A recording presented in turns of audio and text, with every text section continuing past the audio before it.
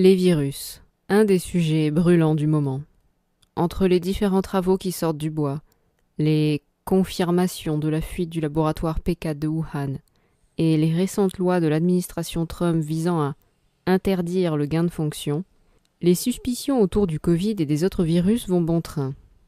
Il y a 2 ans déjà, en collaboration avec le Front médiatique, j'avais traduit une série d'interviews de chercheurs internationaux sur la virologie. Ils venaient tous démonter les preuves de l'existence des virus et affirmer purement et simplement qu'aucun virus n'avait jusque-là pu être isolé. À cette époque-là, j'avais trouvé cette information déroutante, mais je n'avais pas encore le recul nécessaire pour me faire une réelle idée du sujet. Les mois ont passé et les chercheurs ont continué chacun à leur rythme à nous exposer leurs découvertes, qui ont petit à petit dissipé mes doutes pour faire place à de plus solides certitudes. Aujourd'hui, il devient difficile de justifier l'existence des virus. L'histoire de la virologie est ponctuée de cruels manquements scientifiques. Les protocoles d'isolement des virus n'ont jamais été respectés à 100% et aucune expérience visant à prouver la contagion ne l'a jamais réellement prouvé. S'il y a bien une chose qui définit les hypothèses scientifiques qui fondent notre monde, c'est la présence de preuves tangibles et solides, et l'absence de tout autre paramètre connu pouvant expliquer un phénomène. Ici, le phénomène est la maladie, et l'hypothèse, la théorie virale. Eh bien, désolé pour la théorie virale, mais les preuves ne sont tout simplement pas suffisantes pour l'étayer, et d'autres hypothèses sont aujourd'hui disponibles pour expliquer la maladie. La virologie est une pseudo-science, basée sur de la spéculation informatique qui repose sur du vent, et chaque variant ou chaque virus repose sur encore plus de vent que son prédécesseur.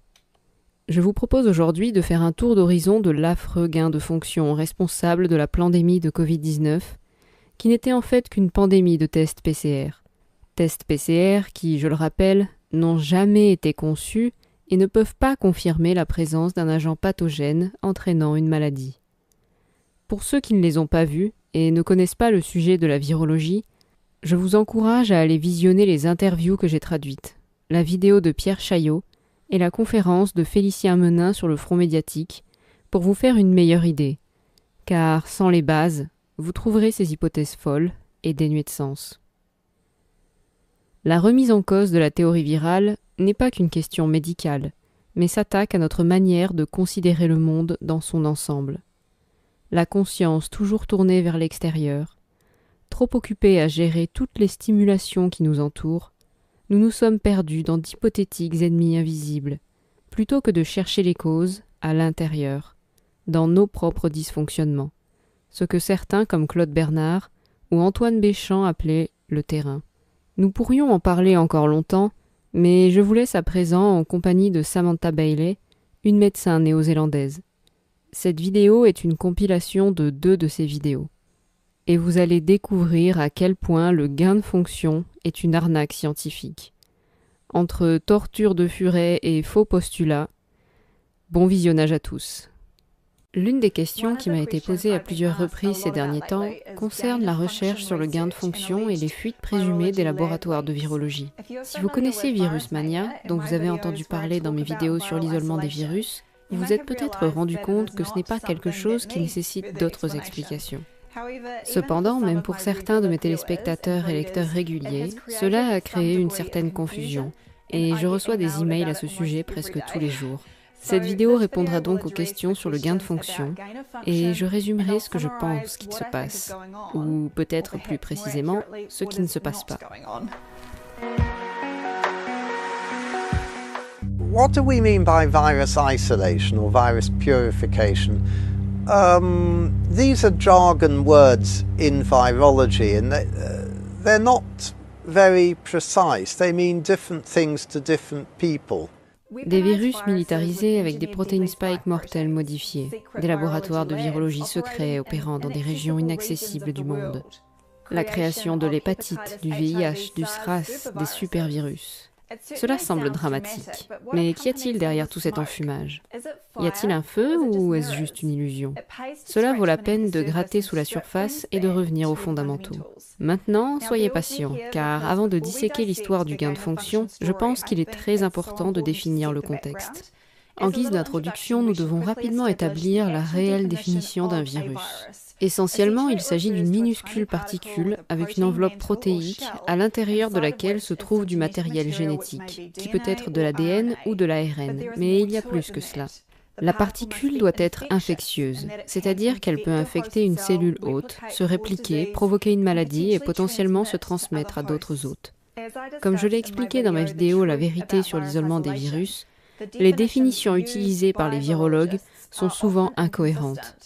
Ils disent parfois avoir isolé un virus lorsqu'ils détectent des séquences génétiques et affirment que celles-ci constituent un génome viral.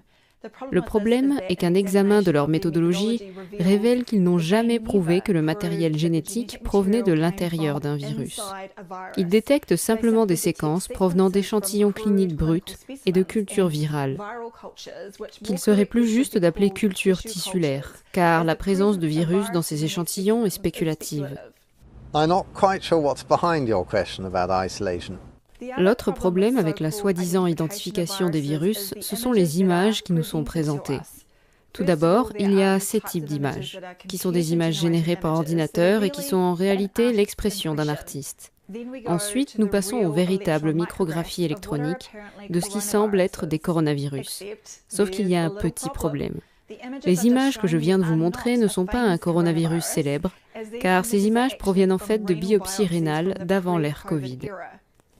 Les auteurs de cet article émettent maintenant une mise en garde concernant l'interprétation des images de micrographie électronique et affirment à juste titre que l'apparition de particules de type viral pourrait représenter une endocytose à médiation par récepteur ainsi qu'une endocytose en phase liquide ou des corps microvésiculaires contenant des exosomes avant qu'ils ne se libèrent à la surface de la cellule.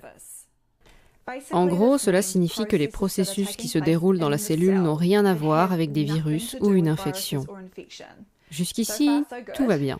Cependant, il décide ensuite de faire écho au CDC et suggère que la preuve du fameux coronavirus pourrait être fournie par la confirmation de la présence de protéines virales ou d'ARN dans les tissus.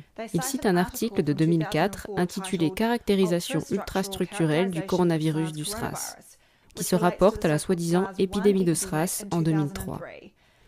Mais si vous lisez la méthodologie de l'article cité, il n'y a rien qui démontre que l'ARN qu'il détecte est de nature virale. Il réalise une culture tissulaire avec des cellules Véro E6 qui sont dérivées de cellules rénales de singes.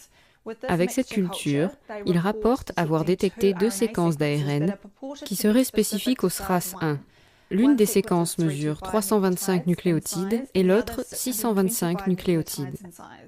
Mais comment ont-ils su que ces séquences étaient spécifiques à un virus? Parce qu'ils se réfèrent aux séquences de GenBank. D'accord, mais comment ont-ils obtenu ces séquences dans la base de données en premier lieu? I don't want to be your textbook. You know? I got other things to do. Un exemple pour le SRAS serait cet article canadien de 2003 intitulé « Séquences génomiques du coronavirus associé au SRAS ». Ils affirment avoir obtenu leur isolat à partir d'un patient à Toronto. C'est donc le premier problème. Ils prétendent avoir déjà un isolat. Je vous suggère de regarder ma vidéo « La vérité sur l'isolement viral » pour comprendre comment le terme « isolat » est utilisé en virologie, car ce n'est pas ce que la plupart des gens pensent. En tout cas, il suggère que le virus est définitivement présent dans l'échantillon. Et à ce stade, vous devez définir si le simple fait de déclarer que vous avez un virus dans un échantillon est une affirmation scientifique valable. Il réalise une culture tissulaire avec des cellules Véro de reins de singe, puis déclare qu'ils ont purifié le virus. Waouh, ça devient intéressant. Mais l'article principal ne nous dit pas en quoi consistait ce processus de purification. Si nous regardons les documents supplémentaires, il y a plus de détails.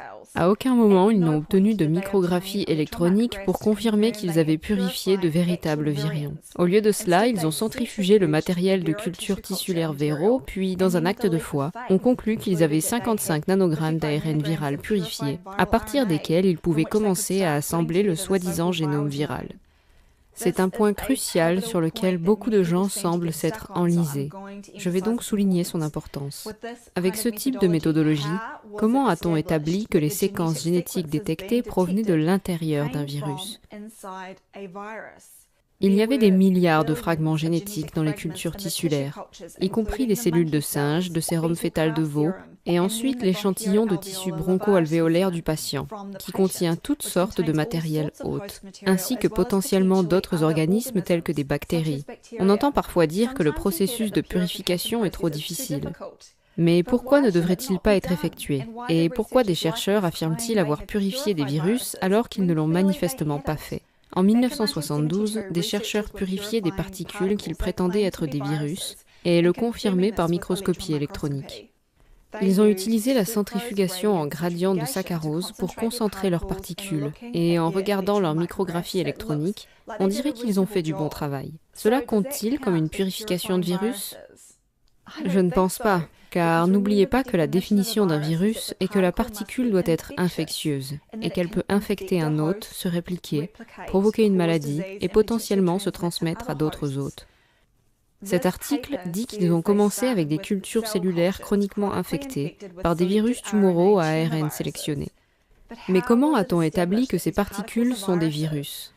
Faire des expériences de propagation tissulaire ne permet pas d'établir qu'il s'agit d'un virus. Il faut une expérience clinique dans laquelle ils prennent les particules purifiées et montrent qu'elles sont capables d'infecter un nouvel hôte et de provoquer une maladie. Ce qu'ils ont prouvé, c'est qu'ils pouvaient purifier des particules ressemblant à des virus. Il y avait un autre problème dans l'article canadien sur le SRAS. Il n'y avait pas d'expérience de contrôle. Ils auraient dû effectuer le même test avec la culture tissulaire, y compris un échantillon de lavage broncho-alvéolaire provenant d'un patient souffrant d'une autre maladie que le SRAS, afin de voir si les mêmes séquences pouvaient être générées. Mais ils ne sont pas encore tirés d'affaire, car les génomes supposés ne sont pas séquencés bout à bout. Ils sont reconstruits dans un arrangement hypothétique à l'aide d'un logiciel informatique. J'aborde les problèmes liés à cette reconstruction artificielle dans mon entretien avec Andrew Kaufman, alors consultez-le pour plus d'informations. Parfois, je suis contactée par des téléspectateurs qui envoient un article affirmant avoir réalisé des expériences de contrôle ou fabriqué de fausses cultures infectées.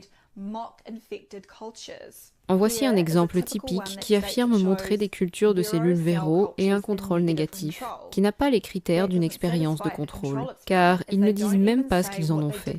Ont-ils exposé l'échantillon à un autre échantillon provenant d'une personne malade qui ne serait pas atteinte du Covid ? Ont-ils ajouté les mêmes antibiotiques toxiques au mélange ? Ont-ils stressé les cellules par des passages ? En outre, le docteur Stéphane Lanka a récemment mis le doigt sur ce point, en démontrant qu'il est possible de provoquer des effets cytopathiques sans même introduire d'échantillons de patients dans la culture. Dans tous les cas, c'est à ce moment-là que vous devez contacter les auteurs pour savoir ce qu'ils ont réellement fait.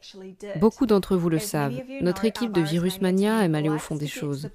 Comme lorsque Thorsten Engelbrecht a révélé qu'aucun des auteurs de l'étude n'avait prétendu avoir purifié le virus le plus célèbre du monde.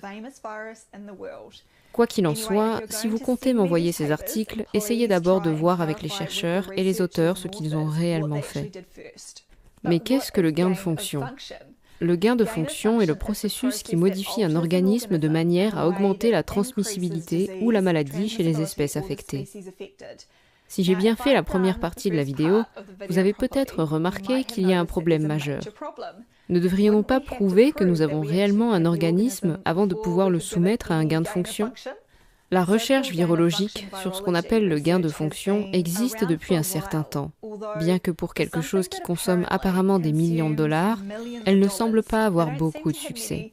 En 2011, le professeur Ron Fouchier du Centre médical Erasmus a présenté lors d'une réunion scientifique publique les résultats de la modification génique des virus dits de la grippe aviaire et des furets. La grippe aviaire H5N1 est un tel cirque que nous lui consacrons un chapitre entier dans Virusmania. Nous avons demandé à diverses institutions et chercheurs de nous fournir une preuve quelconque de son existence ou de son pouvoir pathogène. Mais le mieux que nous ayons obtenu est la suggestion d'une institution de chercher dans les bases de données scientifiques telles que PubMed. Nous avions déjà malheureusement essayé et nous n'avons rien trouvé. Si vous regardez l'article en question, il commence de manière suspecte, en déclarant que les virus de la grippe A ont été isolés chez de nombreuses espèces hôtes, y compris l'homme. Mais nous savons que cela ne signifie pas isolé au sens où leur existence a été prouvée. Et la référence qu'il donne vous renvoie à cet article, qui est un article de synthèse sans les preuves requises. Passons donc aux expériences proprement dites, où ils ont placé leurs furets dans des cages de transmission jumelées distantes de 10 cm, avec un flux d'air dirigé d'une cage à l'autre. Ils ont ensuite inoculé à un furet ce qu'ils disent être le virus H5N1, ce qu'on ne peut qualifier que d'une soupe de culture. Ils n'ont signalé aucune transmission par voie aérienne à partir de cette souche initiale. Ils ont donc ensuite placé leur soupe dans le nez d'un furet, l'ont tué 4 jours plus tard, ont écrasé ses tissus nasaux et ont placé le tout dans le nez d'un autre furet. Ils ont ensuite répété le processus plusieurs fois, comme le montre ce schéma. Après avoir répété l'opération 6 fois, le massacre des furets a ralenti, et ils ont simplement utilisé des prélèvements nasaux pour transmettre ce qu'ils pensaient transmettre à des furets successifs. Au fur et à mesure, ils ont vérifié quelles séquences génétiques ils pouvaient détecter dans leurs échantillons nasaux de furets et ont constaté qu'il y avait des différences. Mélanger ensemble beaucoup d'échantillons biologiques bruts différents et trouver des séquences génétiques différentes? Je sais ce que j'en conclus, mais nos scientifiques spécialistes du gain de fonction ont déclaré qu'ils avaient un virus de la grippe mutant. Puis, avec leur super soupe grippale, ils ont répété l'expérience de transmission en cage et ont constaté que 3 furets sur 4 étaient infectés par transmission aérienne. Mais il y a un petit problème ici. Revenons au schéma de campagne d'extermination des furets. S'ils n'ont pas de preuve directe de la présence d'un virus ici, ils n'ont certainement pas de preuve de la présence d'un virus là. Ils disent qu'ils ont des preuves grâce à des virus attitrés. Mais il s'agit simplement de cultures tissulaires, dans ce cas avec des cellules MDCK ou des cellules rénales de chien. Ensuite, ils construisent des séquences génétiques générées par ordinateur qui proviennent du virus de la grippe. Mais comme je l'ai déjà expliqué, comment a-t-on pu déterminer qu'elles provenaient d'un virus? L'article traite également de l'hémagglutinine et de la neuraminidase. Je n'entrerai pas dans les détails ici, mais nous expliquons pourquoi elles ne constituent pas une preuve de l'existence de virus comme le H5N1 dans Virusmania. Vous serez probablement intéressé de savoir qu'aucun des furets n'est tombé malade ou n'est mort à la suite de l'une de ces expériences dites de transmission par voie aérienne. Certains furets ont éternué, mais c'était parce qu'on leur avait injecté une solution saline tamponnée au phosphate directement dans leur petit nez. Apparemment déçus que leur soupe de superbactéries ne fasse pas grand-chose, les chercheurs ont décidé de tester si le virus H5N1 transmissible par voie aérienne pouvait provoquer une pneumonie. Et comment ont-ils procédé? Avec un intratrachéal à forte dose.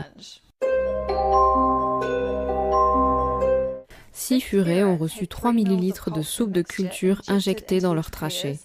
C'est une quantité démesurée de liquide à injecter dans les poumons d'un petit animal. Et sans surprise, cela a tué 2 des furets, les autres ayant été euthanasiés. Chez les humains, ce serait comparable à verser plus de 100 ml de culture liquide directement dans la trachée. De plus, ce ne sont pas des particules virales purifiées qu'ils ont injectées dans les poumons, mais une culture tissulaire mixte. Pourquoi n'ont-ils pas fait une expérience de contrôle et injecté 3 ml de soupe alternative à des furets similaires? Et je suis surprise qu'elle ait été approuvée par le comité d'éthique. Je vous laisse libre de penser ce que vous voulez du soi-disant gain de fonction. Je ne pense pas que cela ait démontré quoi que ce soit, si ce n'est que des fondements scientifiques fragiles peuvent conduire à des théories incontrôlables. Cependant, l'étude sur les furets a provoqué la panique dans de nombreux secteurs, certains spéculant que ces virus à gain de fonction pourraient être libérés dans la population intentionnellement ou par fuite accidentelle de laboratoire. Nous sautons donc à l'époque actuelle. Et maintenant, nous voyons même les grands médias inondés de discussions sur le gain de fonction et les fuites de laboratoire. Personnellement, je suis assez méfiante lorsque des politiciens et des plateformes telles que Facebook commencent à introduire ces choses dans le narratif officiel. We know that Facebook recently reversed their decision on taking down any kind of information that said it came from the lab in Wuhan. Vous vous souvenez quand le narratif officiel était que le virus provenait de chauves-souris via le marché humide? Je ne m'inquiéterai pas trop des fuites de laboratoire si ce qu'ils font avec leurs expériences devrait être versé dans vos poumons en grande quantité pour causer des problèmes. Ce type de recherche sur le gain de fonction est mené par des jeunes de 21 ans dans le monde entier, dont les expériences se terminent parfois par des lésions pulmonaires et des visites aux urgences. Donc si quelqu'un a investi des millions de dollars dans des laboratoires de gain de fonction virale, il devrait probablement demander un remboursement. Je ne dis pas que le gain de fonction n'a pas de réel potentiel avec d'autres organismes tels que les bactéries. En fait, il est relativement facile de créer des souches de bactéries résistantes aux antibiotiques avec un minimum d'efforts.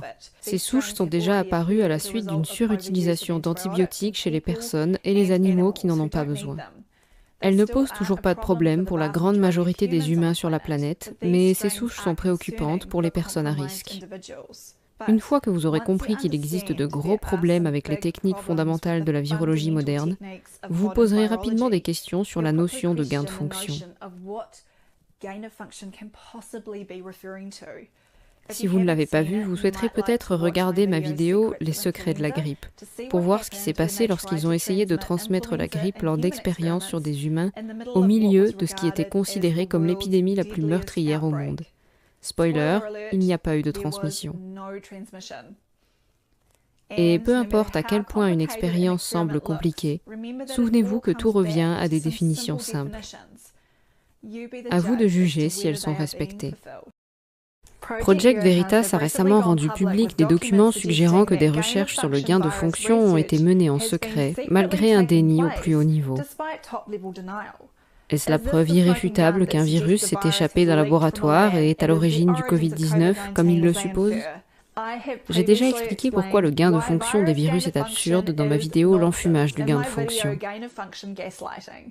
À cause de la censure de YouTube, il a fallu la retirer de cette plateforme. Mais elle peut toujours être visionnée sur ma chaîne Odyssée. Je souligne que les grandes plateformes technologiques semblent même parfois promouvoir le récit du gain de fonction, tout en supprimant massivement les vidéos sur l'existence des virus. Quoi qu'il en soit, aujourd'hui, nous allons décortiquer le contenu des derniers documents impliquant un lanceur d'alerte présumé, la DARPA, l'EcoHealth Alliance de Peter Daszak et les Chinois. Je vais répéter pourquoi il est crucial de rester concentré malgré toutes ces distractions, car lorsqu'il s'agit de virus, il y a une chose dont ils ne veulent pas du tout que nous parlions. Alors, justement, allons-y. Qu'est-ce que le gain de fonction? Le virologue Vincent Racaniello affirme que la recherche sur le gain de fonction donne à un organisme une nouvelle propriété ou améliore une propriété existante. L'organisme peut être un virus, une bactérie, un champignon, un rongeur, un oiseau, un poisson ou tout autre organisme pouvant être manipulé expérimentalement. Je ne pense pas qu'il y ait quoi que ce soit de mal à cette affirmation, si ce n'est qu'il a mentionné le mot virus, qui, comme nous le verrons, est le moment où l'histoire du gain de fonction s'effondre avant même d'avoir commencé. En ce qui concerne les autres organismes qu'il a mentionnés, nous pouvons confirmer empiriquement qu'ils existent et que le gain de fonction pourrait avoir du sens. Par exemple, il est facile de créer une résistance aux antibiotiques chez les bactéries. Bien que ce ne soit pas l'intention, les microbiologistes remarquent qu'un nombre croissant de bactéries deviennent résistantes aux antibiotiques utilisés dans diverses industries.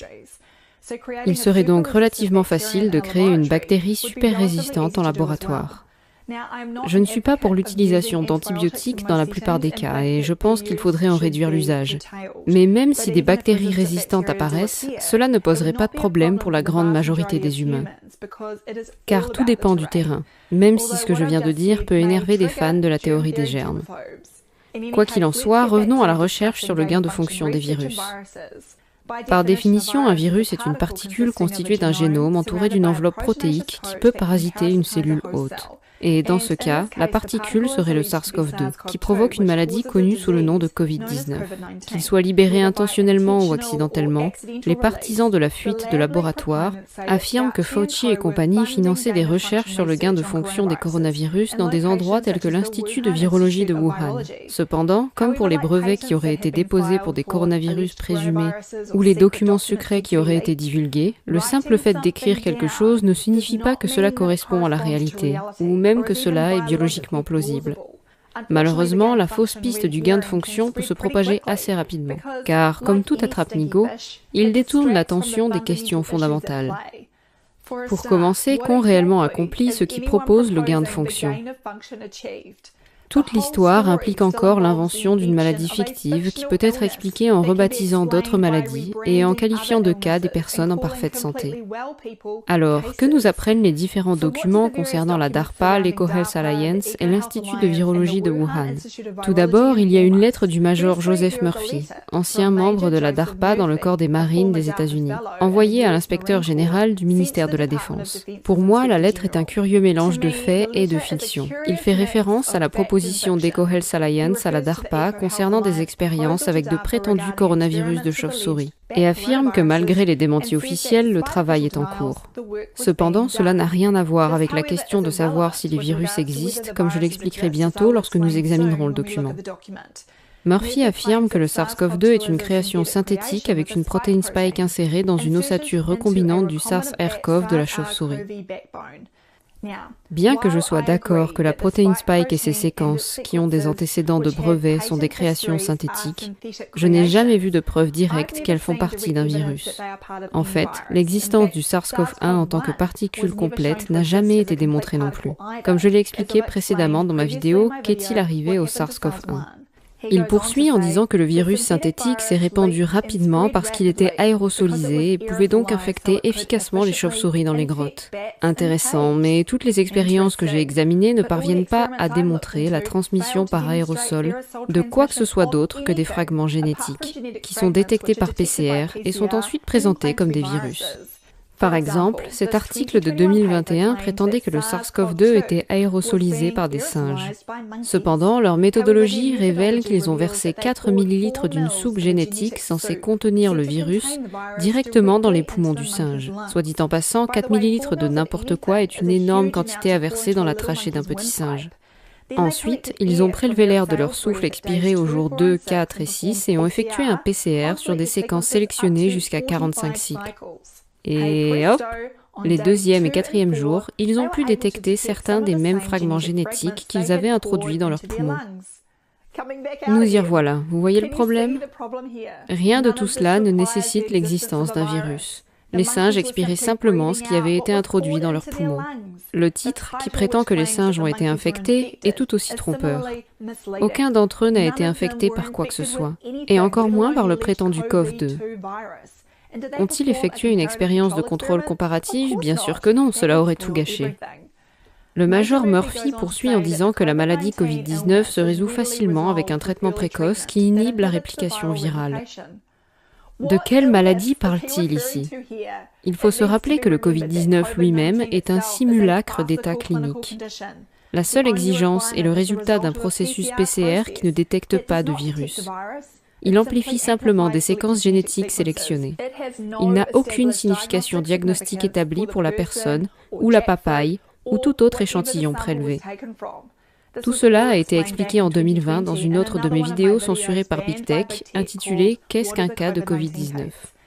Murphy poursuit en disant que de nombreux médecins du pays ont identifié que les symptômes des réactions au vaccin reflètent les symptômes de la maladie, ce qui, encore une fois, est problématique pour la même raison.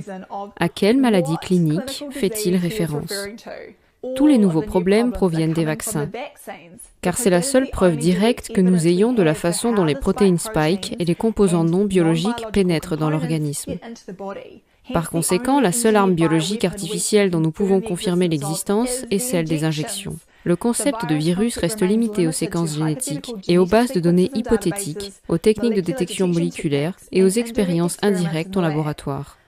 Un autre signal d'alarme pour moi était que je n'ai pas pu trouver d'autres informations sur le major Murphy et ses antécédents en matière de médecine et de virologie. Je me demande si la lettre n'a pas eu un soutien important d'autres partisans qui ont fait pression pour que l'on parle de fuite de laboratoire et de gain de fonction. De mon point de vue, elle ne contient aucune information scientifique utile et vérifiable. Il a peut-être identifié une certaine corruption institutionnelle, mais cela n'a rien à voir avec l'existence de virus présumés tels que le SARS-CoV-2. Quoi qu'il en soit, s'il souhaite se manifester, je serai heureuse de l'interviewer sur ma chaîne pour lui poser d'autres questions dans l'espoir de clarifier ses expériences. Un autre document promu par Project Veritas concerne Peter Daszak et EcoHealth Alliance en 2018. Projet Désamorce. Désamorcer la menace des coronavirus transmis par les chauves-souris, qui cherchait à obtenir un financement par le biais du programme Preempt de la DARPA. Cette proposition est pleine d'absurdités scientifiques et s'ouvre en disant « Notre objectif est de désamorcer le potentiel de propagation de nouveaux coronavirus à haut risque zoonotique provenant de la chauve-souris liée au SRAS en Asie ». Ah ouais, la vieille histoire de la grotte des chauves-souris impliquant des coronavirus fictifs qui ne sont rien d'autre que des séquences génétiques détectées dans des crottes de chauves-souris, qui a également été abordée dans ma vidéo sur le SARS-1.